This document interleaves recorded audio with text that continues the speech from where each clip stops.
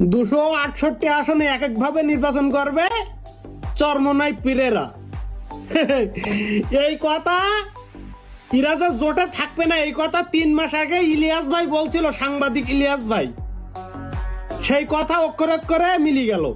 বাবারা, দাদা হুজুর আব্বা হুজুরের কথা মনে আসেনি? দাদা হুজুর আব্বা হুজুর রহমাতুল্লাহ আলাইহি বলতেন, যখন যেখানে যা করবা, জব বুঝি খুব মারবা, সিজন বুঝি বিজনেস করবা। এখন এই 10 দলের জোটে যদি থাকি, তাহলে বড় বড় দলের বড় বড় নেতারা আমার দরবারে আসবে না, আমারে ভালোবাসবে না। জামাত কখনো রাজনৈতিক ভুল করে না। ওরা যা করে হিসাব করে ভেবে চিনতে ঠান্ডা মাথায় করে। রাজনৈতিক ভুল করে অন্যান্য পলিটিক্যাল পার্টি, ওরা করে রাজনৈতিক গণিত। চরমনায়ের মেন সমস্যা কোথায় জানেন? সমস্যা হয়েছে তারা 2 ভাইয়ের মধ্যে। বড় ভাই হয়েছে রেজাউল করিম সাহেব এবং ছোট ভাই হয়েছে এই ফজলুল করিম সাহেব।